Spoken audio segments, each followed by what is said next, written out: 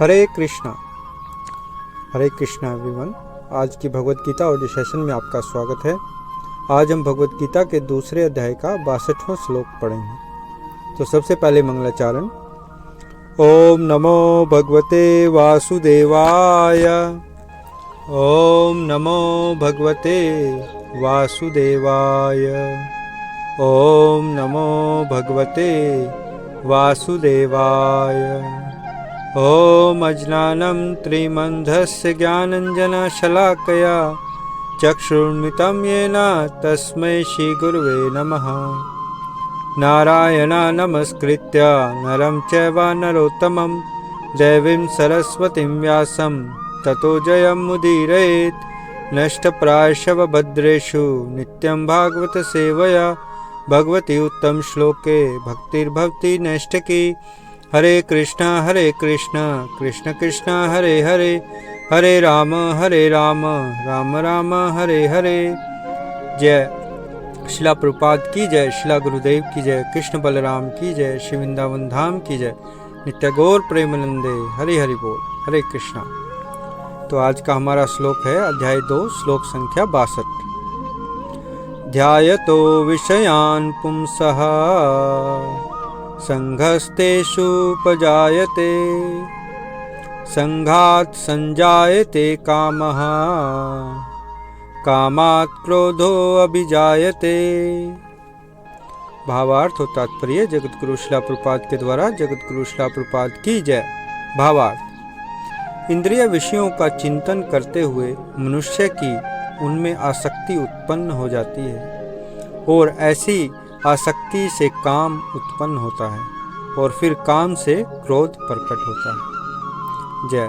तो यहाँ भगवान जो अगर हम इंद्रियों को नियंत्रित ना कर सकें तो उसके बाद क्या होता है उसके बारे में बता रहे हैं कि काम उत्पन्न होता है और फिर क्रोध प्रकट होता है और क्रोध के बाद तो हमें पता है कि विनाश होता है। तो तात्पर्य पढ़ते हैं। तात्पर्य। जो मनुष्य कृष्ण भावना भवित नहीं है उसमें इंद्रिय विषयों के चिंतन से भौतिक इच्छाएं उत्पन्न होती हैं। इंद्रियों को किसी कार्य में लगे रहना चाहिए और यदि वे भगवान की दिव्य प्रेम भक्ति में नहीं लगी रहेंगी तो वे निश्चय ही भौतिकवाद में लगना चाहेंगी। इस भौतिक जगत में हर एक प्राणी इंद्रिय विषयों के अधीन है, यहाँ तक कि ब्रह्मा तथा शिवजी भी। तो स्वर्ग के अन्य देवताओं के विषय में क्या कहा जा सकता है।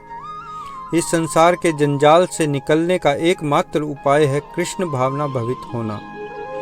शिव ध्यान में मगन थे, किंतु जब पार्वती ने विषय भोग के लिए उन्हें उत्तेजित किया तो वे सहमत हो गए, जिसके फलस्वरूप कार्तिकेय का जन्म हुआ। इसी प्रकार तरुण भगत भगवान के भक्त हरिदास ठाकुर को माया देवी के अवतार ने मोहित करने का प्रयास किया, किंतु विशुद्ध कृष्ण भक्ति के कारण वे इस कसौटी में खरे उतरे। जैसा कि यमुनाचार्य के उपयुक्त श्लोक में बताया जा चुका है, भगवान का एक निष्ठ भक्त भगवान की संगति के आध्यात्मिक सुख का आस्वादन करने के कारण समस्त भौतिक इंद्रिय सुख को त्याग देता है। अतः जो कृष्ण भावना भवित नहीं है वह कृत्रिम दमन के द्वारा अपनी इंद्रियों को वश में करने में कितना ही शक्तिशाली क्यों न हो, अंत में अवश्य असफल होगा, क्योंकि विषय सुख का रंच मात्र विचार भी उसे इंद्रिय तृप्ति के लिए उत्तेजित कर देगा। जय शिला प्रभुपाद की जय। तो यहाँ शिला प्रभुपाद ने बहुत अच्छे से ये हमें अपने तात्पर्य में समझाया कि इंद्रिय विषय कितना प्रबल है, कि एक रंच मात्र विचार भी हमारी इंद्रियों को, हमारे मन को इतना उत्तेजित कर देता है कि हम अगर सालों साल भी बैठकर अपनी इंद्रियों को नियंत्रित करते रहें लेकिन उस रंच मात्र विचार से ही हम उत्तेजित हो उठेंगे, क्योंकि मन का स्वभाव ही चंचल है और इस चंचलता को हम किसी प्रकार से नियंत्रित नहीं कर सकते यदि हम उसको भगवान की सेवा में ना लगाएं। हम इंद्रियों को बंद नहीं कर सकते, उनको हमेशा किसी न किसी कार्य में लगना ही होता है।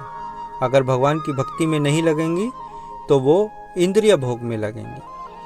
तो इसको जानते हुए हम इस विषय पर कुछ और चर्चा करते हैं कि जितना ज़्यादा हम इंद्रिय भोग के विषयों के बारे में चिंतन करेंगे, उतना ही हम इस इंद्रिय भोग के दुष्चक्र में फंसते जाएंगे। यहाँ तक कि छोटा सा इंद्रिय भोग का विचार हमारे मन को उत्तेजित कर देता है और हमारा पतन हो जाता है। चाहे हम कितनी देर से अपनी इंद्रियों को नियंत्रित करने का प्रयास कर रहे हों।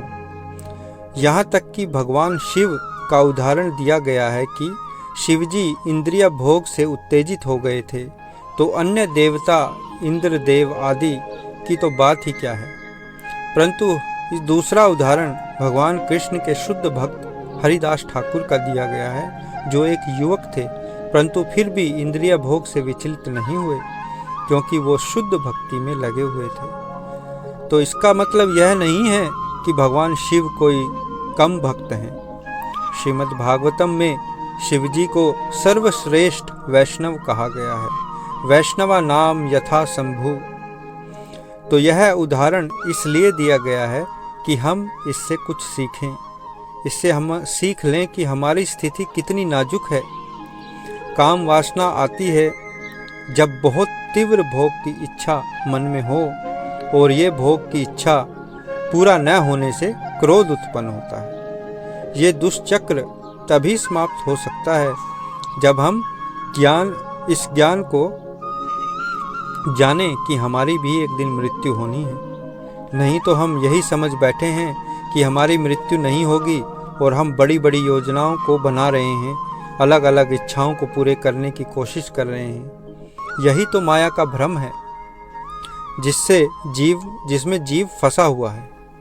केवल भक्ति से हम इस भ्रम से बाहर आ सकते हैं, अन्यथा हम इस दुष्चक्र में फंसे रहेंगे और इस आवागमन के चक्र से कभी बाहर नहीं आ सकेंगे। तो ये जो अवसर हमें प्राप्त हुआ है कि हम भगवान कृष्ण की भक्ति में संलग्न हों, शिला प्रभुपाद के द्वारा यह अवसर हमें प्रदान किया गया है, तो हम इस अवसर का पूरा लाभ उठाएं और इस भगवत गीता का जो पूर्ण ज्ञान है, देखो इसमें भगवान कृष्ण कितना एक एक विषय पर इतना खोलकर अच्छे से ज्ञान प्राप्त हमें हो रहा है। वो भगवान ज्ञान दे रहे हैं कि कैसे इंद्रियों को नियंत्रित करना है और कैसे इंद्रियां जो हैं वो विषयों में लगती हैं, उनको हम कैसे वहाँ से हटाकर कहीं दूसरी ओर लगा सकते हैं, जो भगवान की भक्ति है। तो यह श्लोक बहुत महत्वपूर्ण श्लोक है और इस श्लोक में आज इतना ही। आप अपने प्रश्न और टिप्पणियाँ मेरे YouTube पर के चैनल के कमेंट बॉक्स में या व्हाट्सएप पर ज़रूर भेजें। हरे कृष्णा। धन्यवाद।